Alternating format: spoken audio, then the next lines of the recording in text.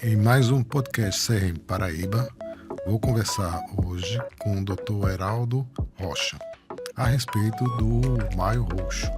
Dr. Heraldo, gostaria que o senhor se apresentasse inicialmente. Cláudio, é uma satisfação estar aqui. Esse podcast tem sido um elemento importantíssimo de divulgação da atividade médica, né, nas mídias sociais. O Conselho Regional de Medicina está de parabéns por essa iniciativa e você que vem conduzindo isso de uma forma brilhante nesses últimos quase 2 anos, né, mais ou menos isso. Né.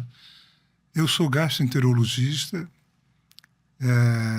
fui professor da Universidade Federal da Paraíba ao longo de 26 anos, me aposentei há 5 anos, mas ainda continuei como professor voluntário por 3 anos e que realmente, de fato, eu me ausentei, me afastei da universidade em 2023, local que ainda sinto muita saudade, né? Mas hoje eu me dedico mais à minha vida profissional, ao consultório, à clínica, né? No atendimento dos meus pacientes. Então você é uma pessoa que realmente gosta de ensinar e gosta daquilo que faz, porque não é todo mundo que continua mesmo tendo a oportunidade de a opção de diminuir a carga de trabalho de certa maneira, né? Verdade. Eu como lhe disse, eu tenho ainda saudade, né, da vida acadêmica, onde fiz grandes amigos e tenho a satisfação de cruzar nesse nosso dia a dia com meus ex-alunos e fico muito feliz em reencontrá-los. Heraldo, Maio Roxo. O que significa Maio Roxo? O Maio Roxo foi uma iniciativa a nível mundial, né,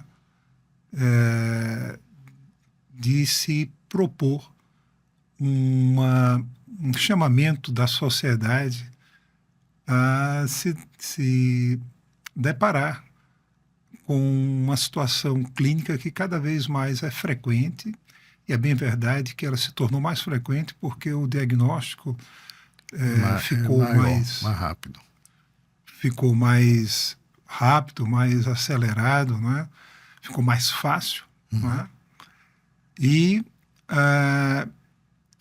quando essa doença, a doença inflamatória intestinal, que é a finalidade do Maio Roxo, despertar o interesse da sociedade para esse problema, ela é diagnosticada em sua fase inicial, o prognóstico dessa doença muda totalmente. Né? Então, aqui no Brasil, a Federação Brasileira de Gastroenterologia, o Grupo de Estudo de Doenças Inflamatórias Intestinais, que é o GDIB, eles prontamente se abraçaram a essa causa e a gente realmente tem visto nos últimos anos um progresso muito grande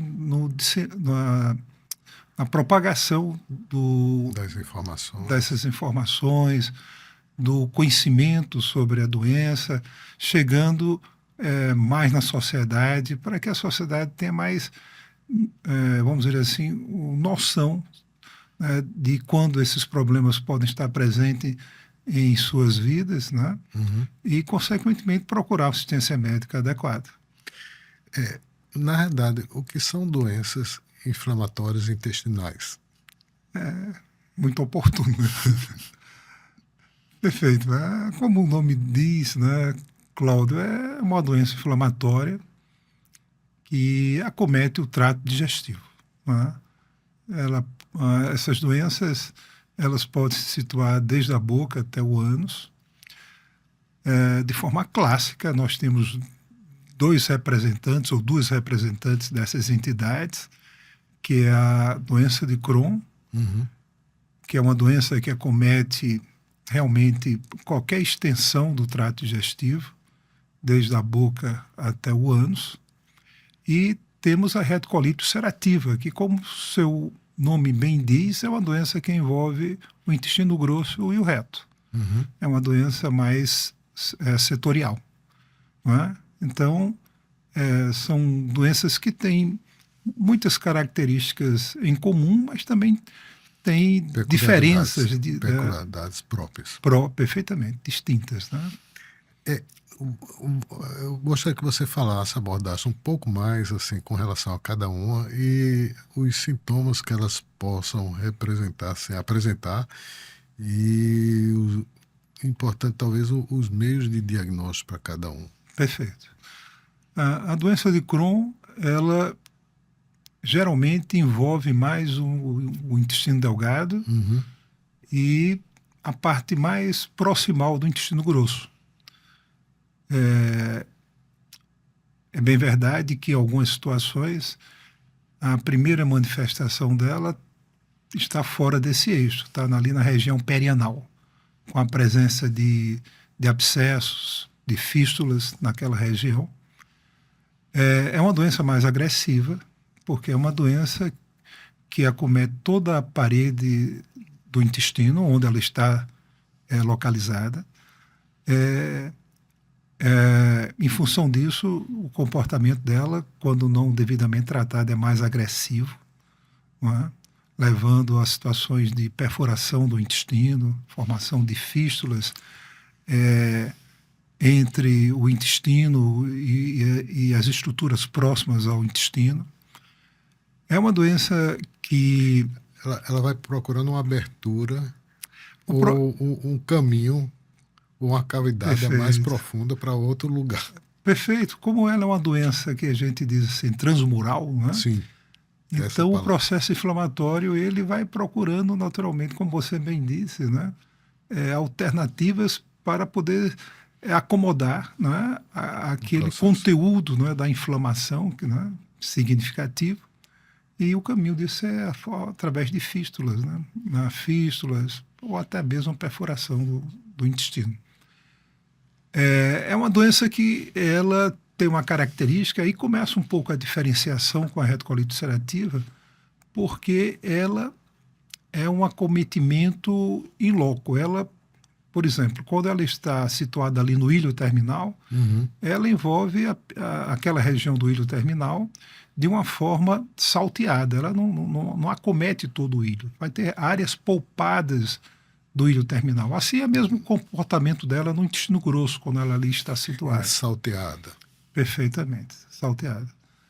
E já a retocolite ulcerativa é uma doença, como afirmei aqui no início dessa nossa conversa, que ela envolve mais o colo, o reto, mas o acometimento dela é contínuo. Então, por exemplo, quando ela está ali situada no reto, ela vai envolver ali toda a parede do reto, a mucosa do reto, melhor dizendo. Parede não é o termo mais adequado. Ela é uma doença da mucosa, a retocolite ulcerativa. É mais superficial. Perfeitamente, é uma doença mais superficial. Mas quando ela ali está presente... Porém extensa. Contínua, extensa, né? E ela vai progredindo. Ela começa no reto, vai para o sigmoide e pode chegar naturalmente até o colo ascendente. Em termos de sintomatologia, o que é que uma pessoa com um quadro e com outro, ele começa a chamar a atenção e se queixar inicialmente e até progredir? Aí você me faz me remeter à época que eu dava aula na universidade sobre doença inflamatória intestinal, que eu apresentava um slide que mostrava essas particularidades, porque aí você tem nuances que pertencem a ambas situações. Por exemplo... Que pode confundir, inclusive, perfeitamente, muitos profissionais que não são da área, né? Então, a dor abdominal. A dor abdominal é comum às duas entidades. A diarreia está mais frequente na retocolite ulcerativa, mas pode estar na doença de Crohn. Mas aí tem uma distinção muito interessante, que na retocolite ulcerativa, a diarreia é aquele diarreia do padrão colônico, de várias evacuações ao dia. Não é?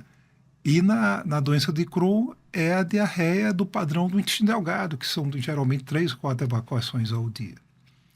Na retocolite ulcerativa é aquela evacuação que chama atenção, evacuação com sangue, né? Muco, sangue nas fezes. Na doença de Crohn, às vezes você pode encontrar sangue, né? Porque o muco é mais do acometimento do intestino grosso. Certo? E você pode ter também febre. Agora, a febre pode estar presente nas duas situações. E a dor abdominal, ela é mais difusa, tipo cólica na retocolite ulcerativa, e na doença de Crohn ela é mais o acometimento do lado direito, ali no quadrante inferior direito do abdômen. Então, são características das duas que o paciente vai sentir e já começa, de certa maneira, a diferenciar o diagnóstico entre as duas. Perfeito. Aí, naturalmente, o médico, não é? Nessa primeira abordagem ali, ele já começa a suspeitar, né, de se aquilo pode ser colite ulcerativa ou pode ser Crohn. Eu vou fazer a pergunta do leigo. Uhum. Foi alguma coisa que eu comi, doutor? Não é assim que... Pode. Naturalmente, aí você já caminha para eu diria, o diagnóstico diferencial, não é? Que também é um desafio, não é? Uhum. Porque é uma doença crônica, né? São doenças crônicas. Então, a gente sempre vai ter em mente mais aquelas doenças que podem ter um curso crônico com dor abdominal e diarreia. Uhum. Aí a gente vive num meio, não é, que a gente tem muita parasitose intestinal, não é, Sim. Cláudio? Por exemplo, giardias e amebias, que tudo pode dar dor abdominal. Eu, como pediatra, que eu diga. Pois é, justamente. E mas não é restrito da criança, é de toda pessoa que está exposto, né? Infelizmente. Então, aí você começa a pensar em parasitose intestinal. Como é uma doença do jovem, né? É uma doença que começa ali na faixa etária da adolescência, no início, pode começar no início da adolescência e pega ali o adulto jovem, né? Então, uma doença também que se deve fazer o diagnóstico é a síndrome do intestino irritável. Sim. Né? É uma outra doença.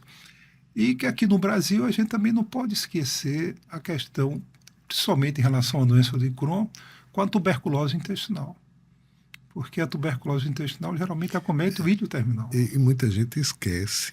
Perfeito. Porque o que você não viu, não pensa, dificilmente você pode dar o diagnóstico, né? Verdade. E aí a gente tem que lembrar que a tuberculose, infelizmente, ainda é uma doença muito prevalente no Brasil. Não, sem dúvida. Então, e muitas vezes, Cláudio, o diagnóstico é difícil de diferencial entre a tuberculose intestinal e a doença de Crohn. Porque do ponto de vista macroscópico se assemelha muito, sabe? Só ali, naturalmente, o histopatológico, a identificação do bacilo de Koch, né? Porque as duas doenças, inclusive do ponto de vista histopatológico, ocasionam a presença de granulomas, né? Então, esse é um outro cuidado que se tem que ter muito em mente. E também, em algumas situações, com a apendicite aguda, porque o padrão da doença de Crohn, acometimento em quadrante inferior direito, dor abdominal e febre, pode inclusive, só fazendo uma parte, aquela pessoa que disse, não, tive apendicite, mas fiquei bom sem cirurgia. Sem cirurgia, não é perfeitamente. Provavelmente pode estar, né, uma dessas circunstâncias aqui, o Crohn ou até a própria TB intestinal. Então, assim, isso, assim, eu aproveito, né, essa sua provocação para já falar um pouco sobre a questão do diagnóstico, né, que além das manifestações clínicas, a gente tem que lançar mão de recursos laboratoriais e de imagem. Então, exames laboratoriais básicos, como o hemograma, proteína C reativa, né? Como é uma doença inflamatória, a proteína C reativa geralmente se eleva consideravelmente. Né? E, do ponto de vista, ainda do ponto de exame laboratorial, a gente tem, somente para a colite ulcerativa, a retocolite ulcerativa, a mensuração nas fezes de uma proteína, a calprotectina fecal. Ela geralmente está bastante elevada nesses pacientes. E do ponto de vista de imagem, a colonoscopia, né, com a visualização do intestino grosso e do final do intestino delgado, é o exame de escolha com biópsias. Então, as biópsias são fundamentais porque é o estudo histopatológico que vai definir. Né? Complementando esses arsenais, a gente também pode contar para estadiar melhor a doença de Crohn com a tomografia do intestino delgado, a chamada enterotomografia ou até a enteroressonância, porque aí tem a capacidade de avaliar o restante do intestino delgado, né? Porque a colonoscopia só vê ali a parte final. A parte terminal, né? Terminal. E aí há também em centros assim mais avançados, profissionais habilitados na ultrassonografia, chama-se ultrassonografia intestinal, que é específica para avaliar o ilho terminal nos pacientes com suspeita de doença de Crohn. Também é um outro recurso que pode ser lançado mão. Até que ponto assim existe correlação com a hereditariedade ou genética para essas situações? Quem tem um pai que teve, quem tem alguém, um irmão, pode ter também ou não tem correlação? Tem toda a correlação. Toda. É uma doença genética, não é? Já foram identificados mais de 200 genes nesses pacientes. Genes que estão presentes apenas na doença de Crohn, outros apenas na retocolite e outros que estão presentes em ambas situações. Há realmente esse traço hereditário, né? Isso já é uma suspeita, né, que vem à cabeça, né, quando tem uma história na família de doença inflamatória intestinal, né? No mundo afora, a gente tem o exemplo clássico dos judeus, né? O judeu é uma doença muito prevalente na população judia, certo? Aqui no Brasil, a prevalência é maior na região sudeste, no sul do país, mas aqui no nordeste... Também o interior, né? Que tem uma descendência. Perfeitamente, muito bem lembrado, uma descendência europeia do interior... judeu, né? E também, né, no interior do Nordeste. Aqui no Nordeste, eu diria para você, nos últimos 20 anos, aumentou muito a prevalência, né, dessa doença, né, em termos de diagnóstico. Então,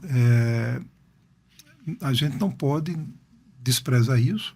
Há um fator ambiental que também se cogita mais associado com a doença de Crohn, que é o tabagismo. É uma coisa até paradoxal, porque o tabagismo ele pode ser um gatilho naquelas pessoas susceptíveis para a doença de Crohn, mas na colite ulcerativa ele funciona como um fator protetor. É mesmo? Não se sabe bem por que há esse paradoxo.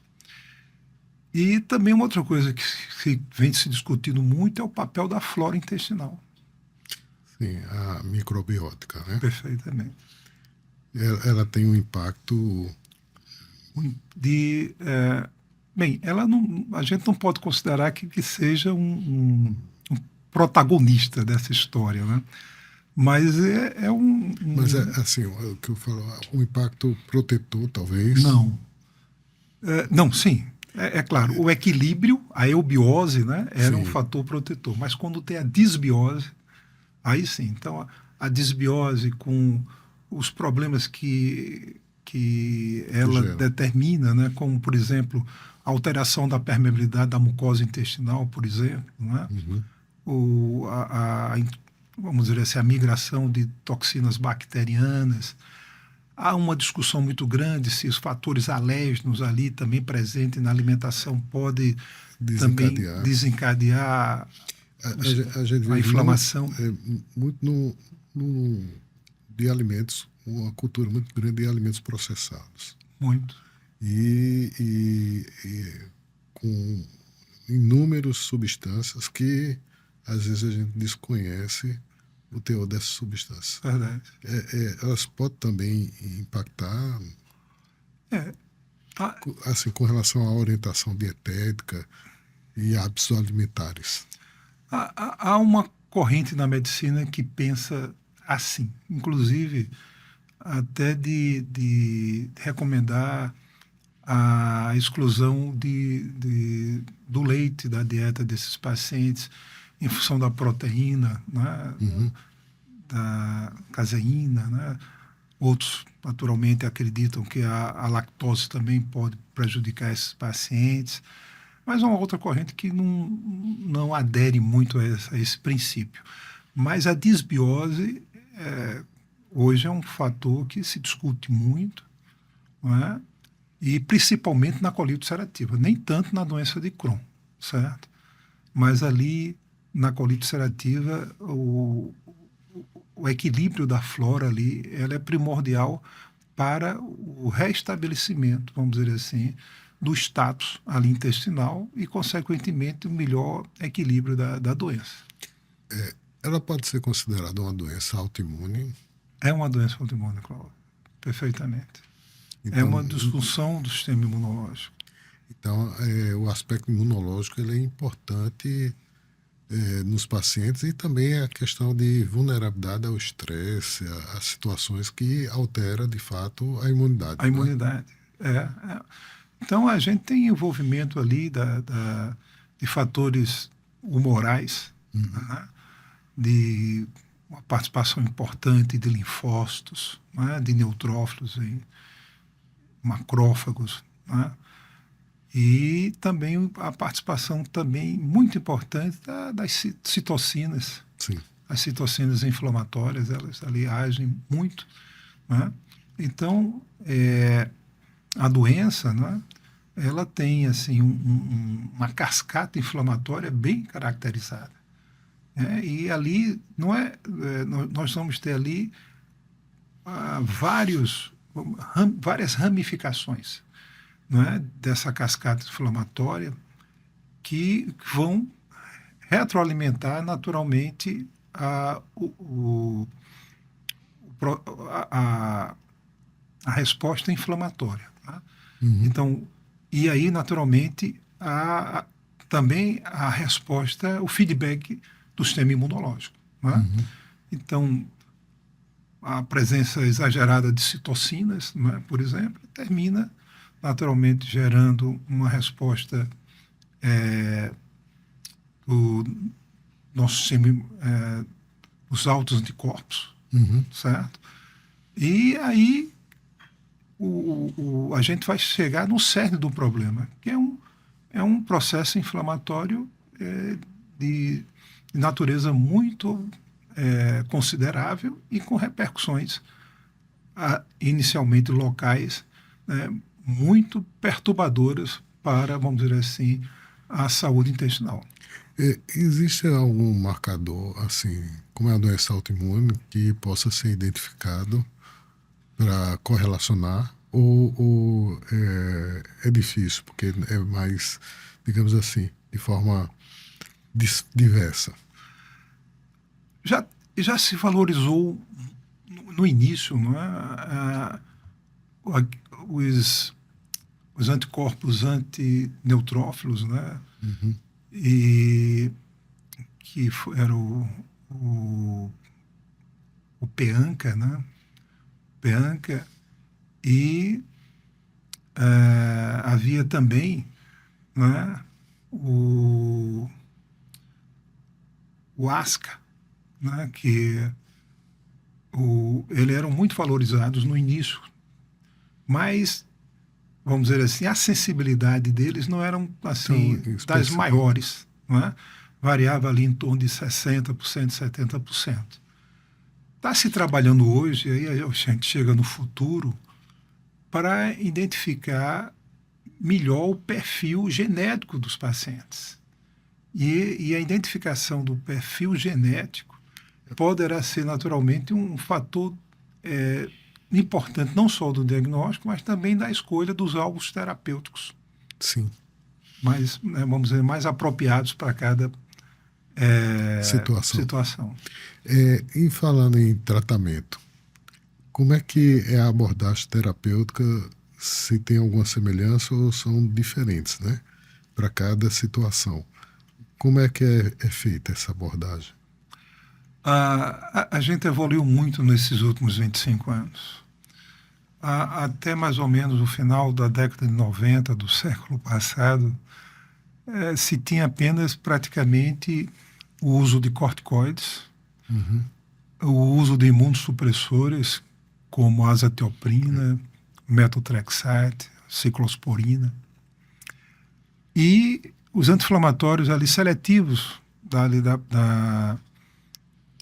do intestino, sobretudo do intestino grosso, que era a sulfasalazina e a mesalazina.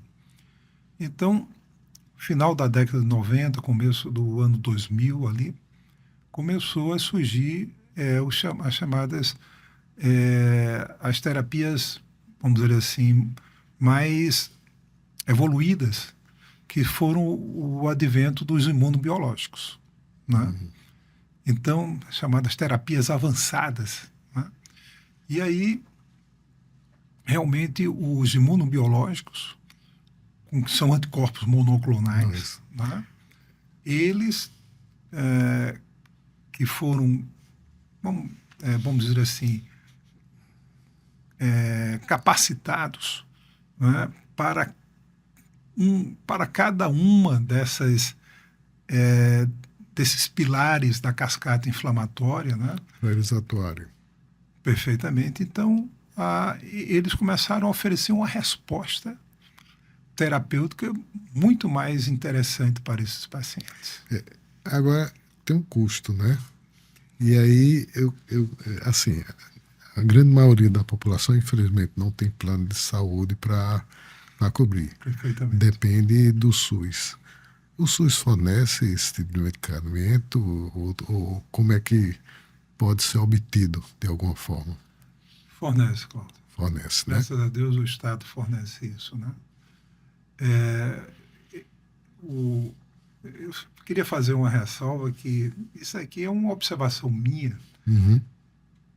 A maioria desses anticorpos monoclonais, eles advêm da reumatologia. Sim. Que geralmente a porta de entrada deles é o tratamento da artrite reumatoide, da artrite psoriática, né? Uhum. Então, do lúpus, perfeito. E a partir daí começa a fazer naturalmente os estudos pilotos, né, com os pacientes com doença inflamatória intestinal. Então, o SUS, a partir naturalmente dos PCDTs, né, uhum, eles identificam e escolhem esses anticorpos em função das respostas que são naturalmente apresentadas pelos trials do mundo afora, né? Então, nós temos, assim, eu diria que um acervo em termos de medicação para doença inflamatória intestinal, do ponto de vista de imunobiológicos, satisfatório hoje no SUS. São esses protocolos que têm uma cobertura boa a partir da identificação genética, do estudo genético e principalmente da biópsia, né? Que elenca qual seria a melhor escolha. A gente ainda não chegou nesse patamar visionário positivo que você está tendo, que é do estudo genético, né? Isso é uma expectativa, que aí será realmente uma coisa extraordinária, porque aí vai realmente mostrar que qual o paciente que vai responder melhor àquela terapia, né? Exato. Porque hoje a gente tem os chamados anti-TNF, né? os anticorpos contra o fator de necrose tumoral. Uhum. Temos os anti-interleucinas, 12, 23, os isolados de interleucina 23. Então, tem alguns, não é? E que os pacientes, é bem verdade que a gente diga que essa terapia avançada ela é recomendada para os pacientes com doenças moderadas a graves. Não é um quadro inicial. O quadro inicial se conduz ali na retocolite ulcerativa com a mesalazina, com o imunossupressor, não é? Na doença de Crohn, pode-se conduzir inicialmente também com corticoide, imunossupressor, não é? Mas quando a doença realmente ela assume um status de uma consideração mais intensa, aí tem que partir para o imunobiológico. Então, ali, a resposta com o imunobiológico, ela elevou, vamos dizer assim, o padrão da terapia e oferecendo uma qualidade melhor para os pacientes. Mas, às vezes, aquele paciente não responde. Muitas vezes você tem que escalonar, você vai ter que sair de um imunobiológico para outro com um mecanismo de ação diferente. Está entendendo? Porque se não respondeu aquele que tem um mecanismo de ação X, você vai ter que tentar ali um mecanismo de ação Y. E a terapia, aliás, e a identificação do padrão genético que você comentou é que vai fazer a diferença disso, que você não vai gastar, entre aspas, bala à toa, né? Nem vai atirar a esmo. É isso, perfeitamente. E não vai onerar o Sistema Único de Saúde. Você falou numa situação, aqueles pacientes moderados e graves. Eu acredito que é uma doença que deixa, de certa maneira, um estigma para o paciente, que, de alguma forma, ele sente que o peso da doença. E eventualmente, pode atrapalhar a questão da qualidade de vida dele.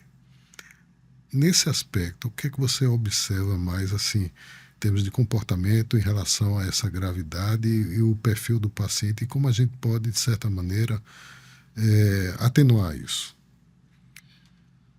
Realmente é uma situação muito difícil para esses pacientes, porque você imagina um paciente jovem, muitas vezes está ali fazendo o ensino médio, ou já entrou na universidade, ou então um adulto jovem que já está no mercado de trabalho, começando, né, a sua labuta, a sua história de vida profissional, com um quadro que impossibilita ele de trabalhar, né? Porque a diarreia é uma situação que deixa você em casa, né? Exato. E nem todo mundo tem direito a home office, né? Perfeitamente. Nem todo mundo pode trabalhar em casa. Perfeitamente. Então, isso, até o advento dessas terapias mais recentes, isso limitava muito a qualidade de vida das pessoas. E muitas vezes elas se recolhiam, não é, porque se sentiam discriminadas, né, pela sociedade.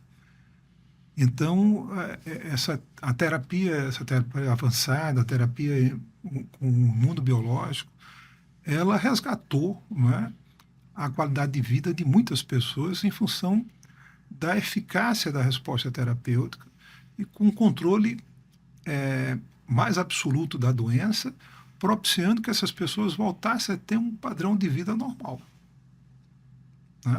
Voltassem a planejar a sua vida, né? Eu me recordo de um paciente que ele tinha 17 anos e teve o diagnóstico de colite ulcerativa e ele queria ser piloto da Força Aérea, né? E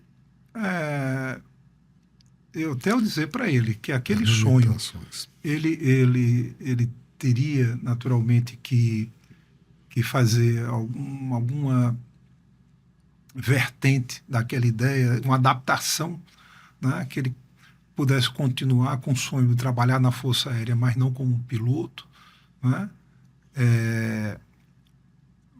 Foi difícil para ele aceitar. Mas com a terapia, ele conseguiu equilibrar a doença e ele conseguiu. É bem verdade que seria um risco muito grande você colocar uma pessoa com uma doença que, de repente, você pode ter uma recaída, né, do processo pilotando um avião, mas ele pôde, naturalmente, pensar em fazer engenharia voltada para a aviação, né, e trabalhar na área que ele queria, né? Mas sem a terapia ele nunca conseguiria, nem imagino, pensar em fazer um processo seletivo e cursar uma faculdade com um quadro que ele apresentava antes. Então, assim, a qualidade de vida, eu diria a você que é um padrão criterioso que deve ser adotado no segmento desses pacientes. E do ponto de vista assim, de apoio, eu digo assim, do apoio psicológico, do apoio familiar, a terapia, ela ajuda nessas situações, não é? Muito. Porque o estresse, como você bem disse, ele pode ser um fator desencadeante, pelo menos, dos sintomas. Uhum. Alguns desses pacientes, eles têm também vamos dizer assim, um, um pé, desculpe assim, a expressão, Expressão. também voltado para as alterações motoras do intestino diante do estresse, podendo ocasionar diarreia. E talvez tenha relação com o segundo cérebro, essa É, interreligação, é, né? claro, perfeitamente. Então, o estresse, se não for suficiente para reativar a doença como um todo, mas pelo menos trazendo um desconforto abdominal, diarreia, pode ocasionar. Então, o apoio da família, muitas vezes a participação de multidisciplinar de profissionais, como um psicólogo, um psiquiatra, né? Uhum. A participação importante também, a gente falar do aspecto da orientação nutricional, Sim. né? Isso não pode falhar. E aí cabe ao médico, né? O gastroenterologista, o coloproctologista, que são os profissionais geralmente que lidam com isso, também ter todo aquele acolhimento, não é? Que é fundamental na relação médico-paciente.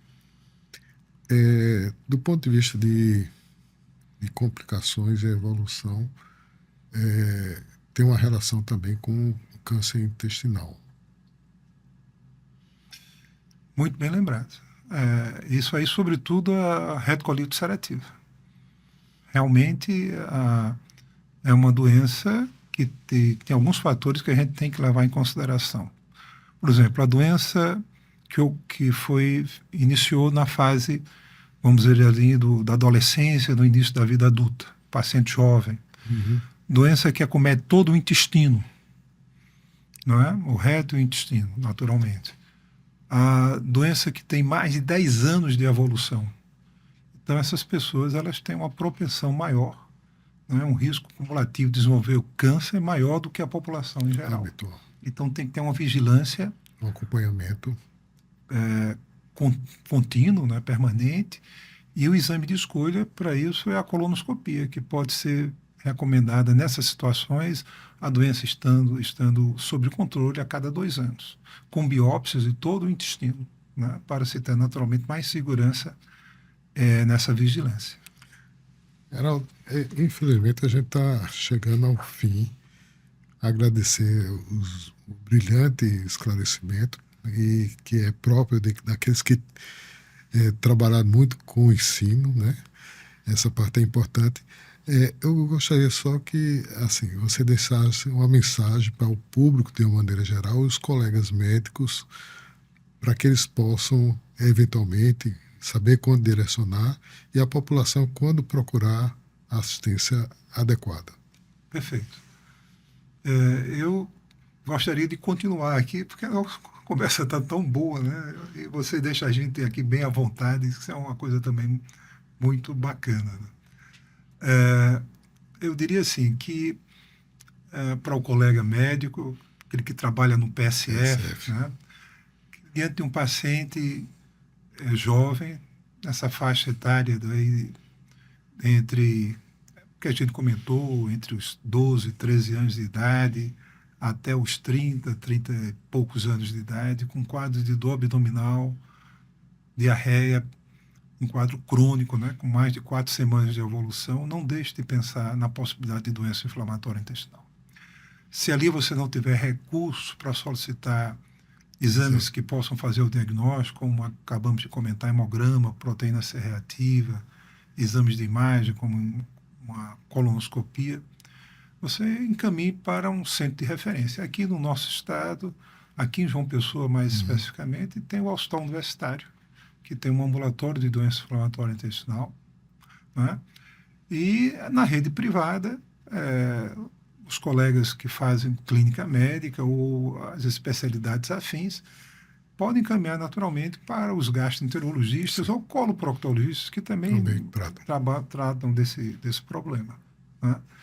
Então, eu aproveito o ensejo, né, e renovo aquilo que você aqui começou abordando, a questão do Maio Roxo, que o Maio Roxo tem essa finalidade, né, de fazer com que a população em si, a classe médica, tenham mais consciência de que há mais doença inflamatória intestinal do que a gente possa imaginar. Em nome do CRM, muito obrigado. Agradecemos a sua participação e esperamos em outra oportunidade convidá-lo novamente. Cláudio, eu agradeço o convite e estou à disposição. Ok.